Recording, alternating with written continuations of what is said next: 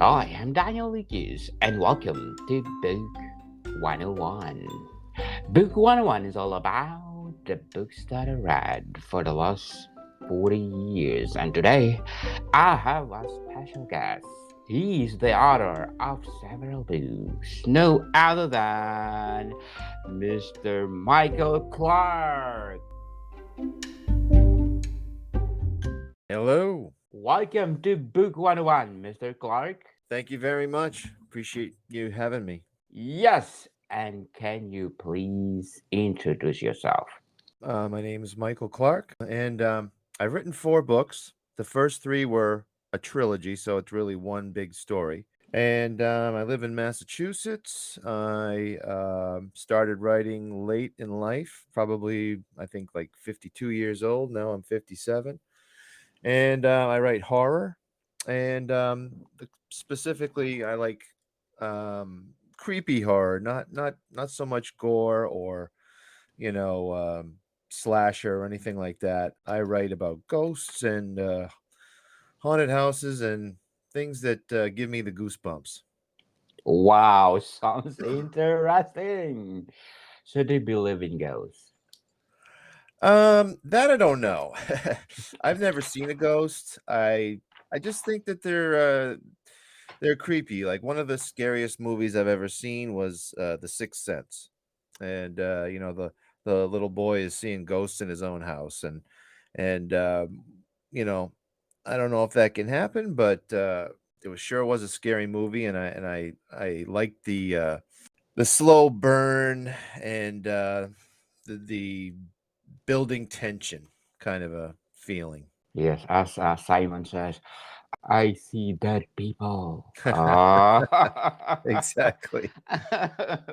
So let's talk about your book. How did you crafted it? Okay, The Patience of a Dead Man.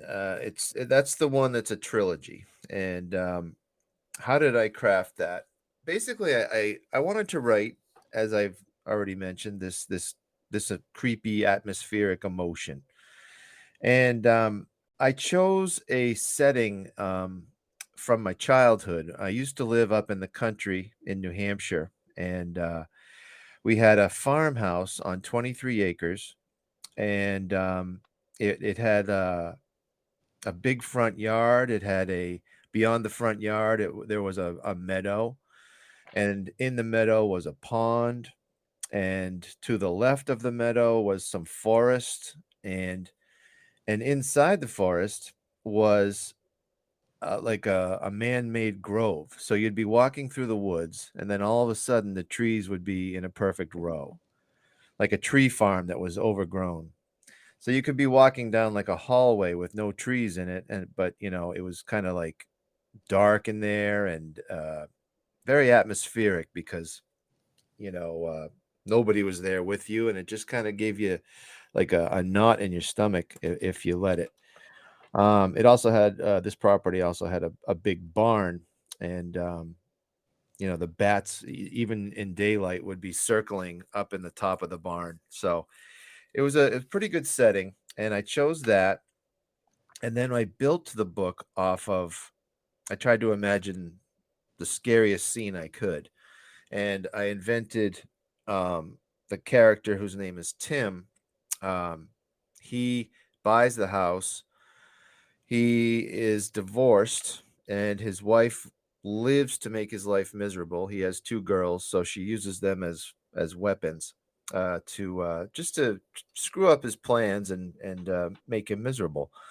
So he buys this house. He bets all of his money on it. She took most of his money, and he owned a construction company. And the plan is to work 18-hour days in the house as he fixes it up, then sleep there, wake up, work some more, and then sell it for a profit. And this one scene that I built the whole book off of, and it just kept expanding, was he's working in the house on his first night, and he starts to hear footsteps upstairs, so on and so forth. Of course, he's alone. The sun has gone down. It's dark, and he's going to sleep there. And then he sees a ghost. So uh, his first reaction is he runs. He gets in his truck and he drives down the road and then slams the brakes on because he realizes that every dollar that he every dollar to his name is tied up in the house and he can't leave. So it's either financial death or, could be death by ghost. So it's kind of like, do I care if I live or die? And I've been divorced and it's not an easy thing. And there were days where you just like, you didn't care if you lived or you died because it was so uh, life changing. So that's how I started with the book. Yes, definitely. Do you know, Mr. Clark, that I do believe in ghosts because I experience it by myself. Yes. Well, We, can you tell me? yes, we went to this hotel.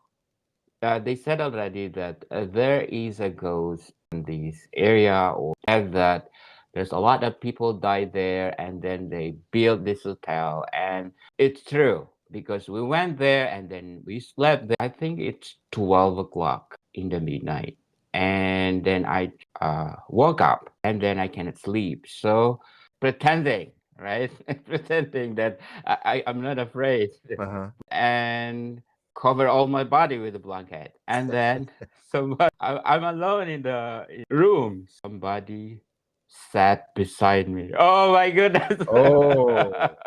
And then I knew that I'm alone in the room. So I prayed and I prayed, and there's a goosebump everywhere. And then I felt that my head is so big. That I encounter with the ghost. So I believe in that topic. So you were under the blanket, so you didn't look at what was sitting on the bed? Yes, my blanket is that not that thick, so you can see the reflection around you. You can see around you that nothing is there. Oh my goodness! That's the moment Oh. that Oh, that is yeah, scary. That's a good scene right there. That would be a yes. good scene in a book. Yes, and then it really your head become like big, and your goosebump is everywhere, just like hair of your bodies come up. Oh yeah. Yeah. Oh, just I should That's say. exactly what I go for. That's the emotion that, I mean, maybe you didn't have fun in that instance because you might have felt like you're in danger. But when you're reading a book or watching a movie, you're safe.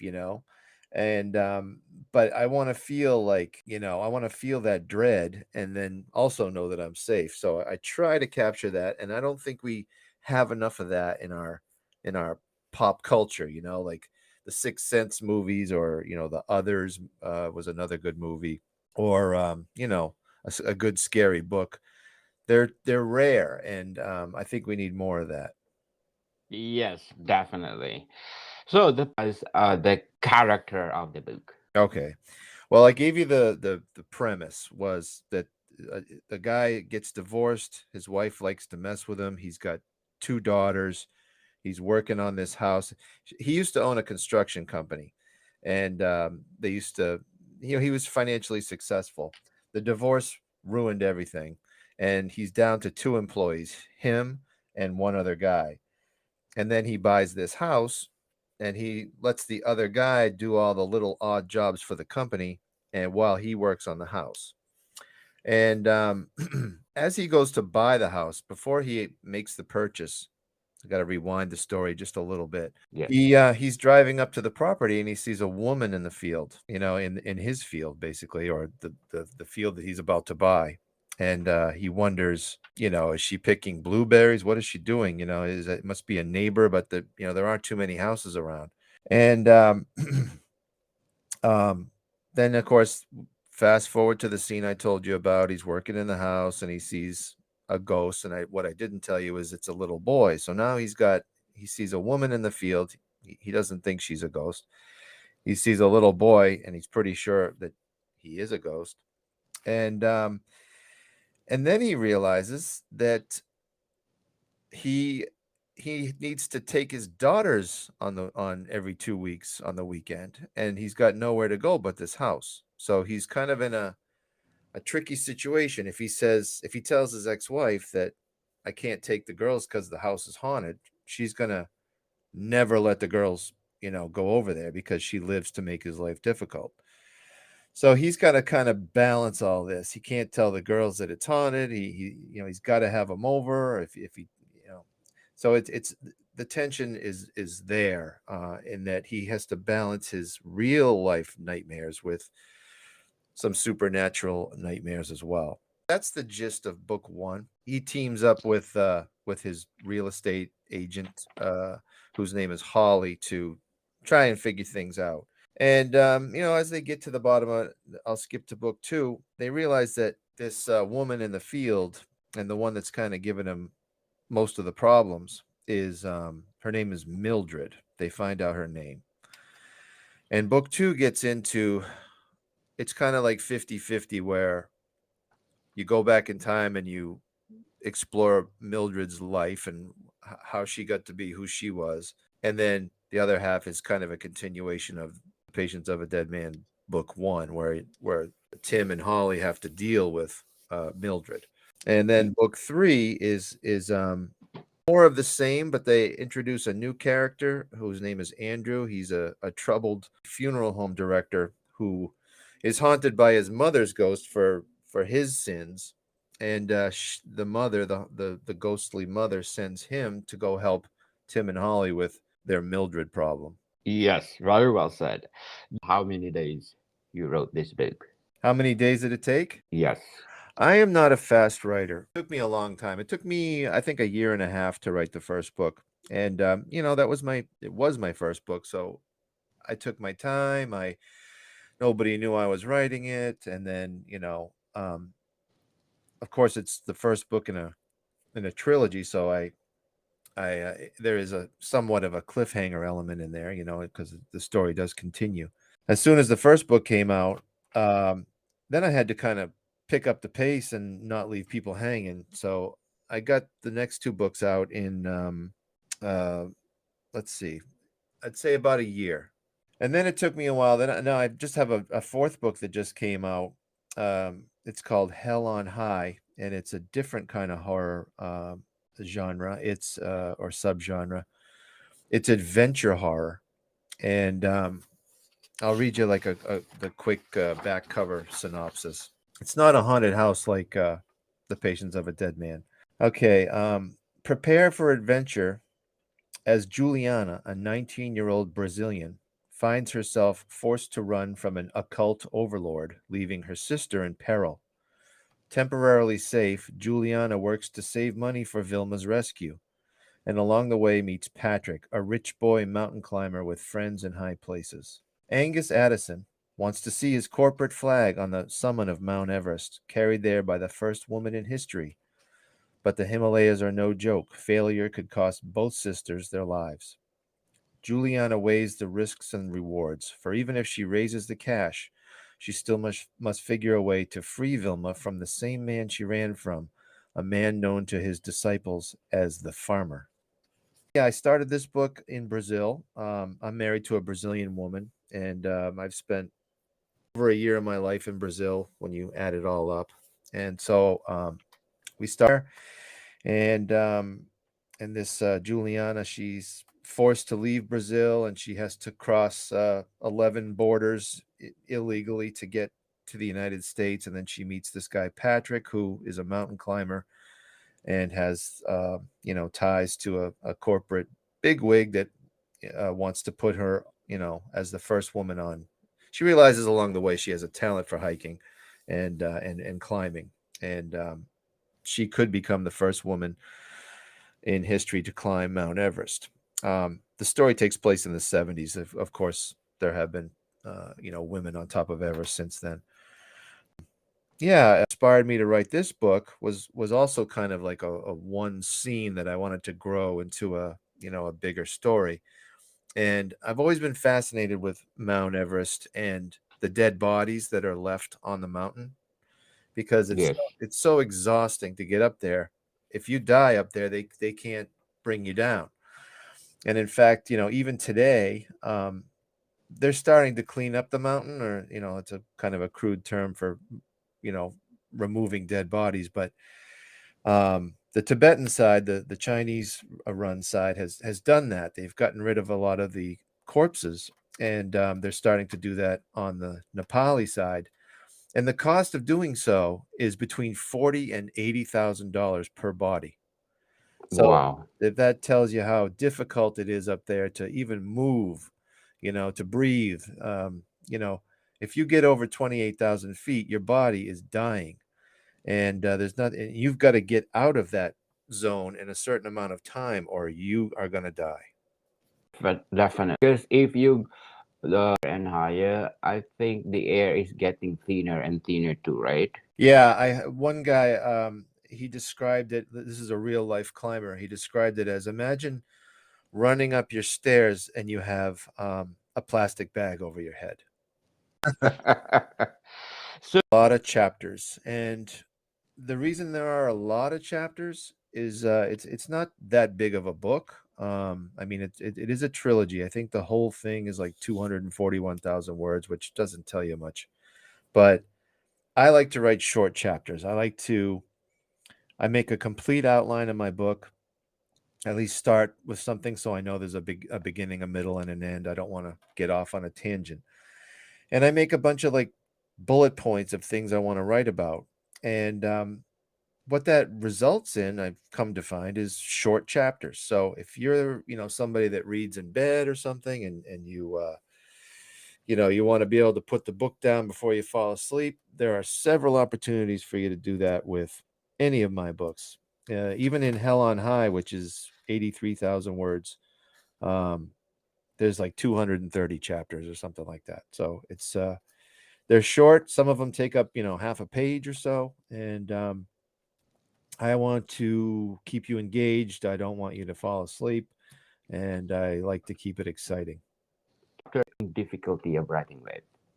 Difficulty writing? Yes. You might say all of them. No, well, as I said, I make an outline to begin with, and the outline can take me forever. The outline might be the most difficult part, because once I have the outline, I know what I'm going to write, and it's not very difficult. But if it takes me a year to make the outline, there could be several chapters along the way that I'm like, well, I don't like the way the story changes in this one. I need to think of a better way to do it. So yeah, I don't think it would be a chapter. I think it would be nailing the outline before sitting down to write. So and your story first. Yes, absolutely. Because I don't know how people do it. Flying by the seat of their pants. I don't know. I mean, I would be afraid that my ending would be less than satisfactory. Like I might paint myself into a corner that I can't get out of. And then, if you're 80,000 words into something and you want to make the last 2,000 words the best part of the book, you might have painted yourself into a corner. So I like to, as I said, plan everything out to make sure that the ending is as satisfactory as the rest of the book, if not more. Yes. Patient of a that love writing it. I think it was chapter 25. And well, there's two. One is the one I already told you about, where he's working alone in the house and for the first time. And, he sees something and he runs out the door and road and slams on the brakes, and he realizes he can't leave. So he gets out of his truck, he walks into the field, he stares at the house from a distance. He can see his painter's light in the living room. It's the only light in the house. He's got to go back. That moment is one of my favorites, but there's another one where his girls are over, and they're there for the weekend, and he can't. He's worried about them, so he tricks them into thinking that, hey, let's all sleep in the bed together. So he's in bed with his kids, one on either side. The two girls are asleep, and he hears something downstairs.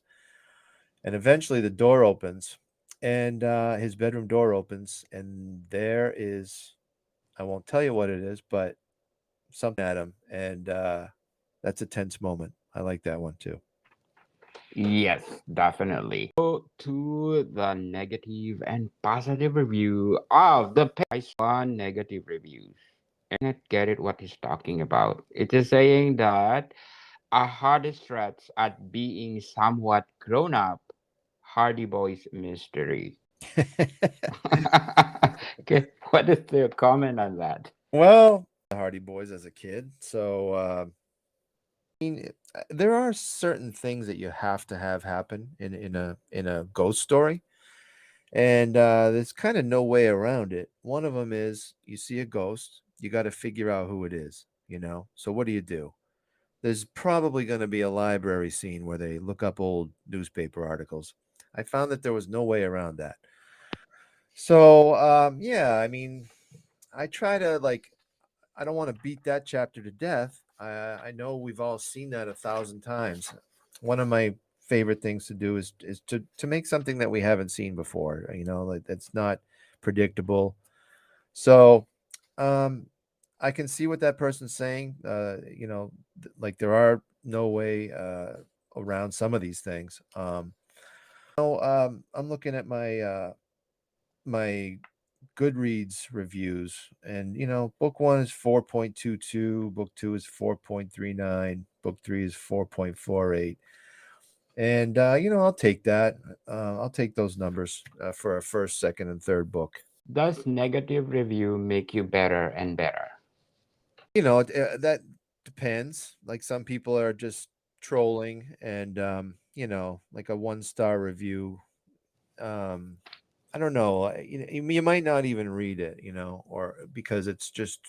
I mean, if you spent a year or two writing a book, and somebody just, it's almost like not healthy to read it. But certainly can. Yes, I read a lot of my reviews. I think there were several versions of the first book. I would go back in and change some things and then republish, kind of a thing, and not say anything. Like if you listen to the audiobook, it's doesn't really match the current print version because I changed it a few times. I got too descriptive, with some scenes, and I remember, trying. I was like impressing myself with my own word count for the first book. Being a rookie, being a first time author, but I changed as much as I could. And yes, the short answer is yes. You can learn from the reviews. You novel, did you meet your expectation? Yeah, I'm still that one. Maybe because I lived on that property, and the setting was vivid, and also being divorced, that it was cathartic to write about somebody else's pain. Not that I'm in pain anymore. I was divorced like 20 years ago, but it's just it hit home for me. It was very personal. Like I would say that him in the book, if I were to, you know, say who did you base him on, I'd say probably me. Except I'm not a construction worker. Sorry.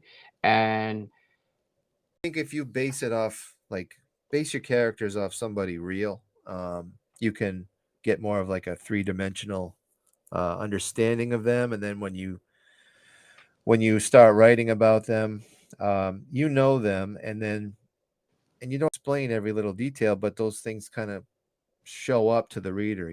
Like there's flaws. Nobody's perfect, and if you can base it off a real person, it's more real, more genuine. definitely. So let's talk about the positive review according to Miss Sabrina. Also, it's scary. Oh wow, I love it. Yeah, Comments that you put in the oh so much scary. to like on the subject and think what would scare the heck out of me. And for one, the character has to be alone. Um, and then two, I set the story in 1901 before cell phones. I kind of think cell phones, they to whatever we want to connect them to. You could put on a song or something, or but if you're up in the country in 1971 and all you have is a AM radio, you're not going to be listening to that radio at night because the reception might be terrible. So he's alone. It's quiet. He's disconnected from from everything. And I think that solitude is probably the number one ingredient. But then, of course, you have to introduce an unwanted, unexpected visitor. Wow, it's really scary. And according to Mr. Michael, not your typical ghost story. What you put that? Oh, this is unique story. It's one of a kind. Twist, and I can't tell you the twist, Yes. but Spoiler alert, people. Not. yeah. um, how do I say this without really? Let's just say that there's a twist, and some things are not as they seem. It changes book 2 and book 3, and that's what makes it not a typical ghost story. Interesting, people. According to the narrative, this is exactly what I want from a horror novel.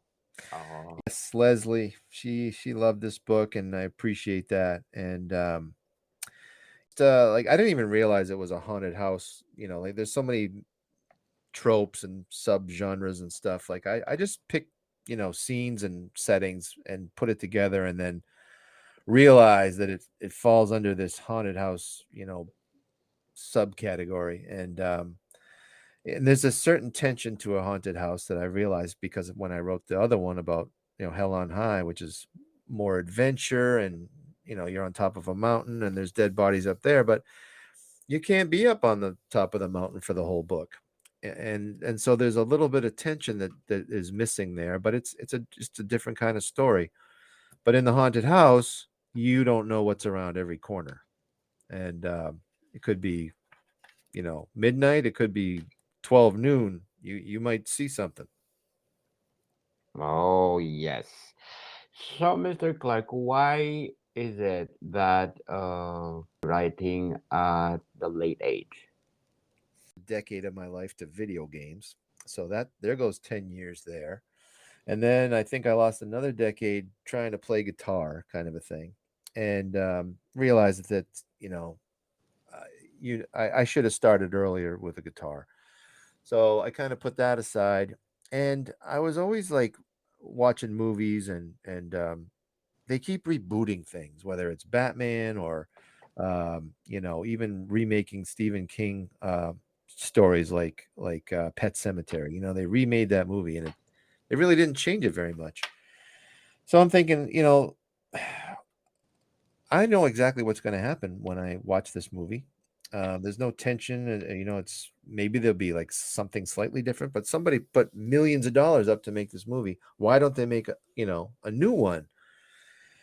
So I decided to try to get my idea of a good story out there, and it was basically just because I wasn't seeing what I wanted to watch. I wanted to see more Sixth Sense, more The Others, more eerie, creepy horror, and Hollywood just wants to keep rebooting things that have proven to make money in the past.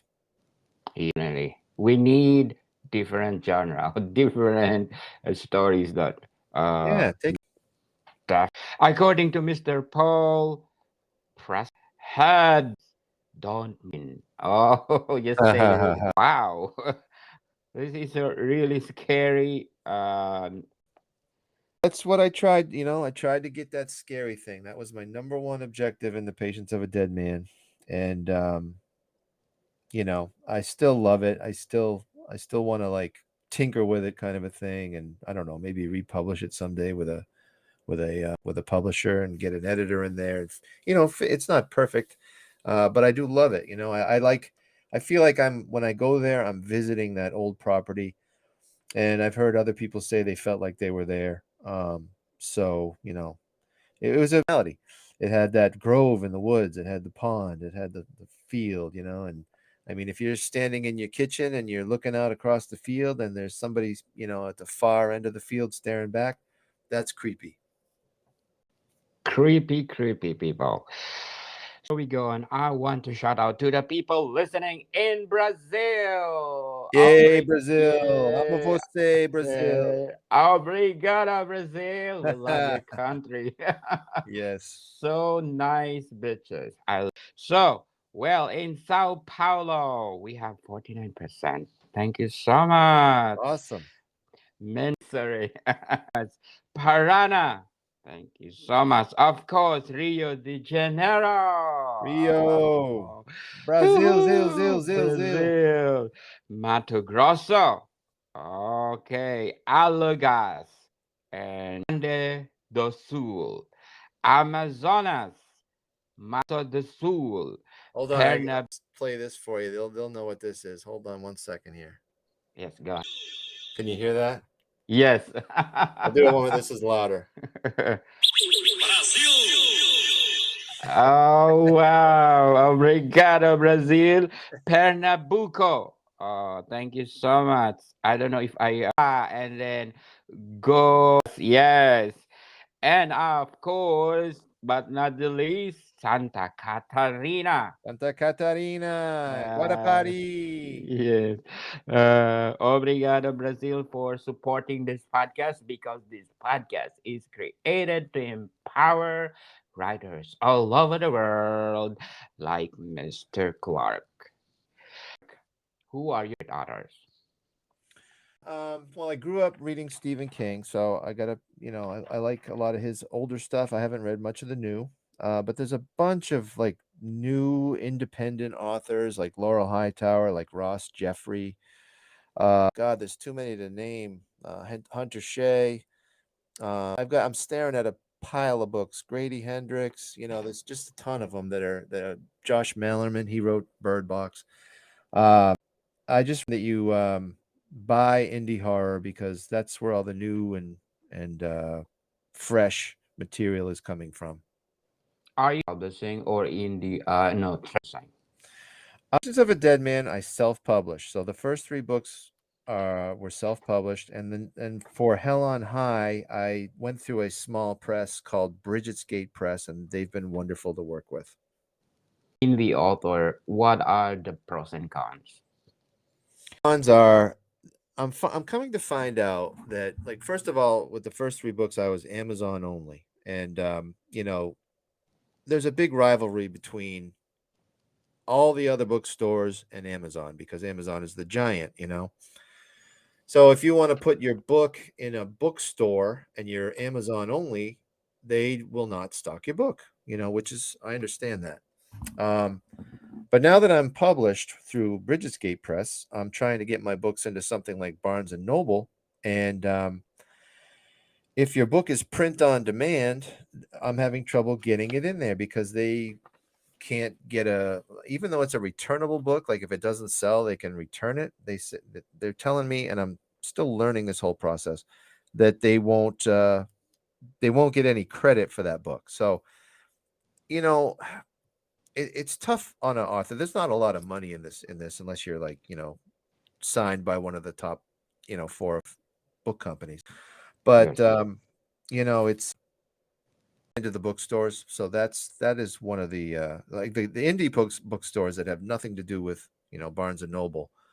Little bit easier, and I'm just scratching the surface of that. But boy, trying to get your book into a store, which is where people buy books, is difficult. Distribution wisely, traditional publishing is better.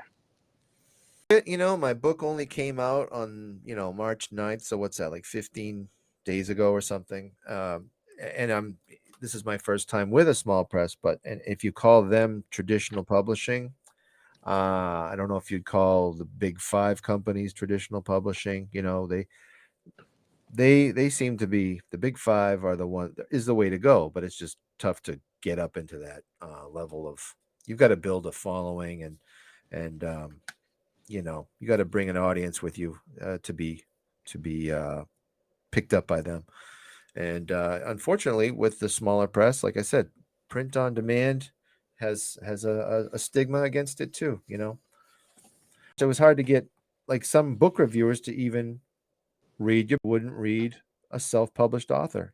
So you really got to take your baby steps and climb slowly. I'm still climbing, and but man, the business end of the business, I'm not talking about the writing, I'm talking about everything else, is is challenging. Yes, definitely. So before we go on, I'm inviting you to listen to my other podcast, Food 101, on our third season with Sandro One O, the executive chef in one of the five-star hotel in downtown Toronto. And please do check Food 101. The patient novel. What do you from it? Uh, I learned everything. I went from nothing to being on your podcast. You know what I mean? Like nobody knew who I was and nobody knew I was writing. So what I mean, I learned how to self-publish a book, and then um, with the new book Hell on High, and now I'm learning what it's like to have somebody in your corner with you, an editor, a publisher, uh, to like to tell you what I've learned. Sounds interesting, Mr. Clark. Yep. So, you're writing. What is it? I write in simple sentences, not flowery. I try to get to the point while at the same time developing the characters and building the atmosphere. So I would say that I've been told it's easy reading, and short chapters. So I want to hook you and keep you And scared you. and scare you. It's very most of your comments are very scary. Uh, probably, probably on your next future novel, this is more scary.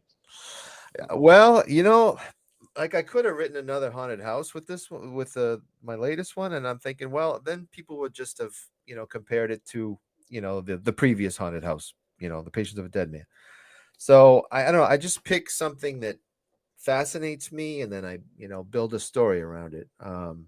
And the next one is, I would say it has more to do with witchcraft and maybe crime. I'm into another one. The point of a dead man, if you describe in five adjectives, what are they? Oh God. Scaric, entertaining, unput downable. I would love, hope to that people would agree with that. Emotional. Here I go with more. I think Uh, so. it came from the gut. It came from the heart. Yes. Uh, Oh, I don't know about that. We'll see. yes. Soon to be a bestseller. So, The Patient of a Dead Man is good for a movie or a series. Yes, it was written to be a movie, like or three movies. I want it to be three movies. I think my character Mildred um could be, one of the all-time great characters like Michael Myers or a Jason or something, even though it's not a slasher or a, that genre of film.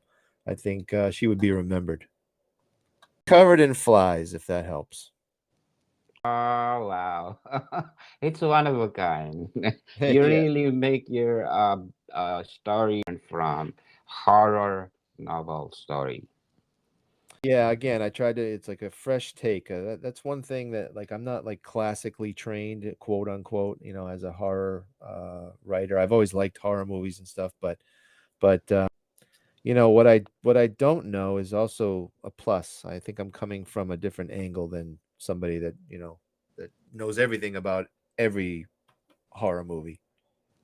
Use horror as your Of it. It was what I felt that was missing, from it's my favorite kind of movie to watch if it's a good horror movie, but a bad horror movie is boring. So I just felt like something's missing and I need to fill that need. And did, but now, as we talked about, the second part of that job is getting the word out. And when the bookstores won't put your book in the store, it's future, you will write like romance or adventure, science fiction. yeah, I mean, like I like one of my favorite books ever and movies was The Silence of the Lambs, and which is kind of, I mean, would you call that horror or would you call it crime?